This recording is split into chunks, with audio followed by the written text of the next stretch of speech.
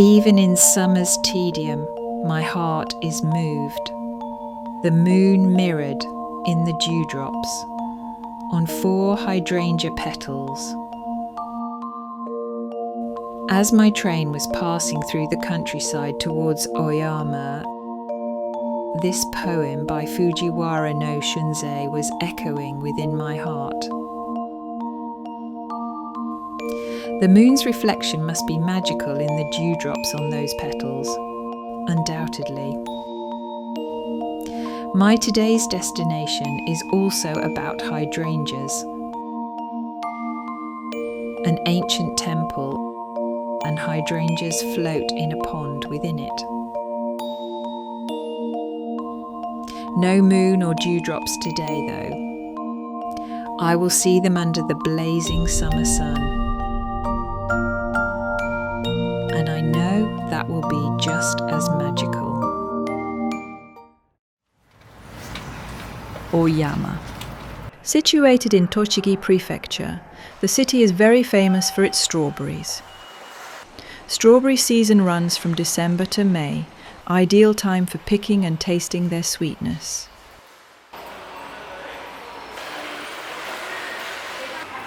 Oyama can be reached by Shinkansen from Tokyo in roughly 35 to 43 minutes.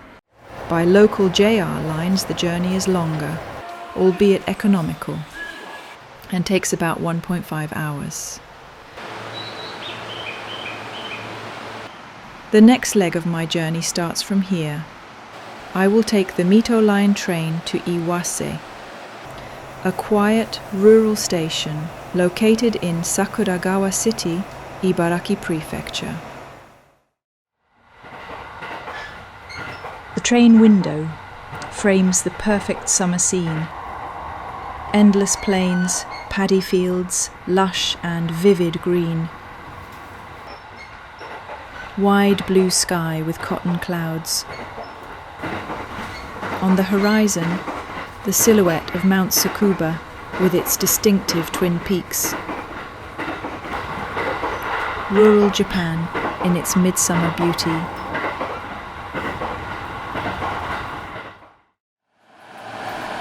"35 minutes later, I arrive at Iwase Station, a sleepy little place.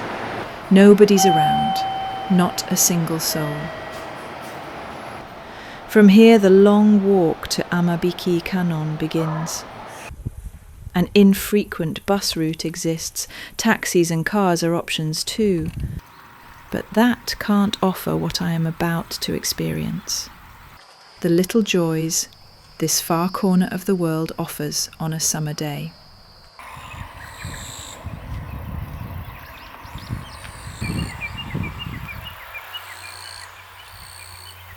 The sun is relentless, burning overhead. The air feels hot and heavy. The village dozes in gentle laziness. My surroundings feel very much alive and buzzing.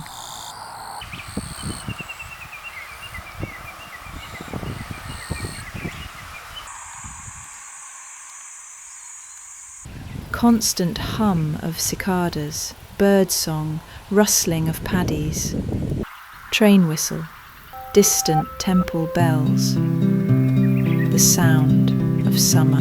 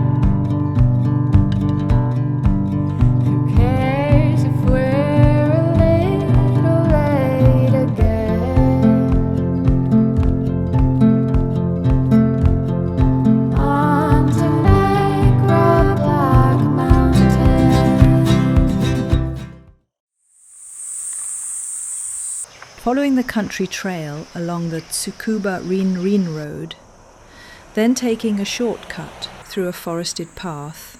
1.5 hours later, I finally arrive at the lower gate of Amabiki Kannon Temple. Amabiki-san Rakuhoji, founded in 587 AD by a Buddhist monk after his return from China, has been a place of prayer and reverence for over 1,500 years.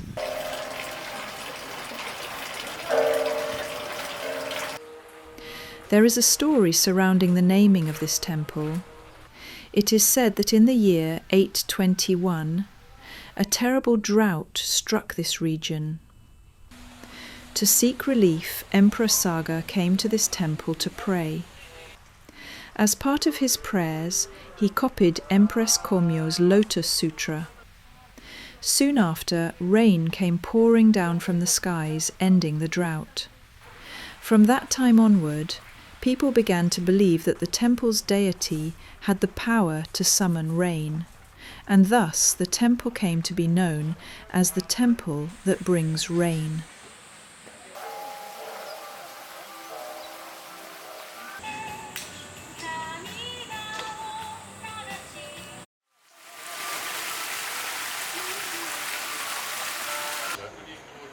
For centuries, the deity has also been listening to prayers for safe childbirth, child rearing, and protection against misfortune.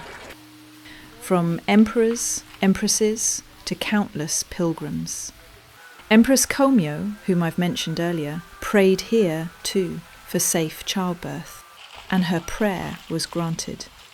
The very Lotus Sutra she wrote as part of her prayer with golden ink on deep blue paper remains preserved with great care at the temple to this day.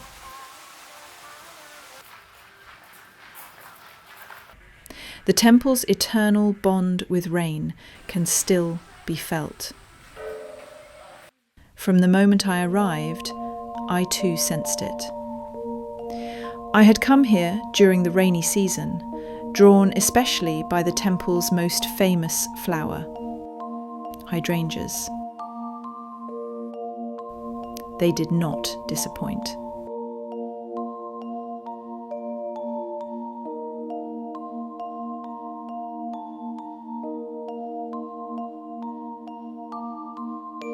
It would not be very wrong to call this temple a temple of flowers. Each season blesses it with blossoms, sakura, azaleas, peonies, and more. Yet it is the hydrangea that truly astonishes.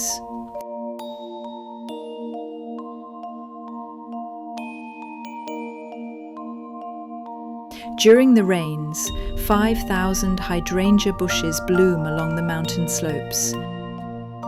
A breathtaking sea of colours. 100 varieties, each one like a delicate brushstroke.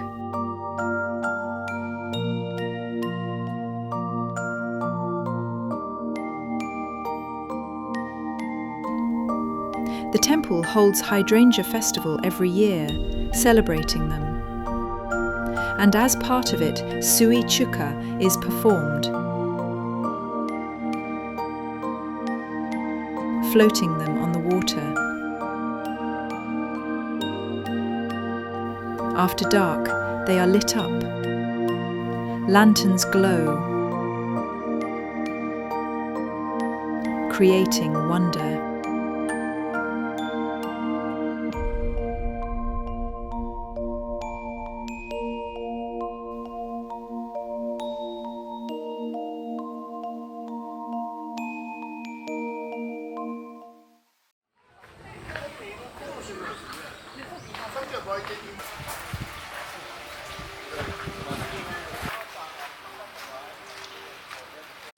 Hydrangea.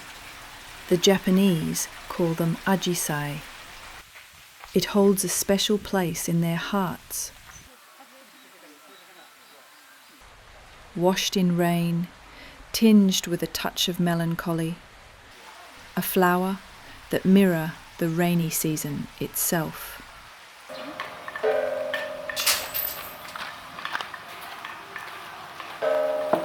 Over centuries, they have come to symbolize heartfelt sincerity, apology, gratitude, and the shifting nature of human emotions.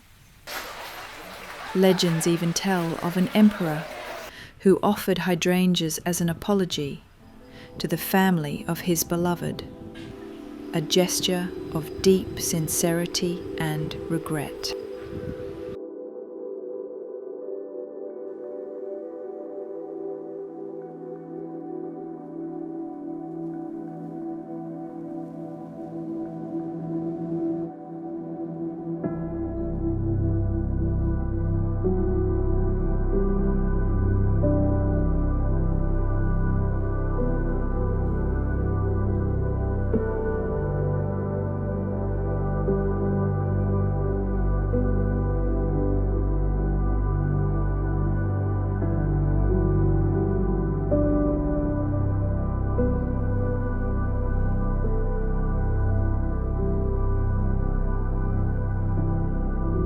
When I finally stood before the floating hydrangeas, it felt like stepping into a dream.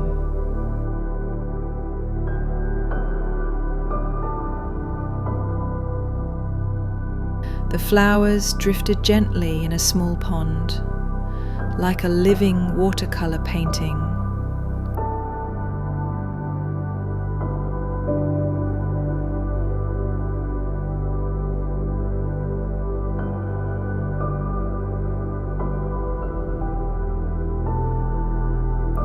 Ducks playing above the water.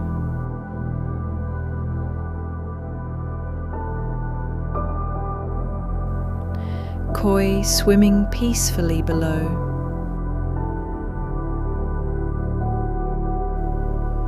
Soft sunlight dancing on the leaves. I stood still, spellbound. Was it all really a dream?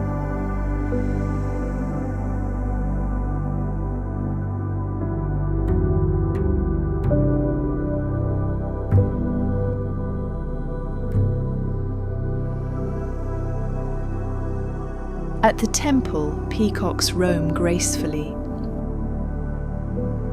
Their beauty is like a splash of colour.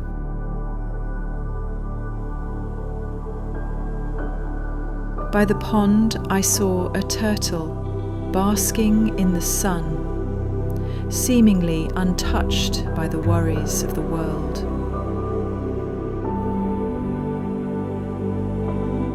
From the temple, the entire Kanto plain can be seen. Watching over the sun-drenched plain on a summer afternoon, enjoying kakigori in the heat, life is truly a magic. In every little moment. As evening approached, it was time for me to leave. I was leaving behind a piece of my heart at the temple in the care of the Goddess of Mercy.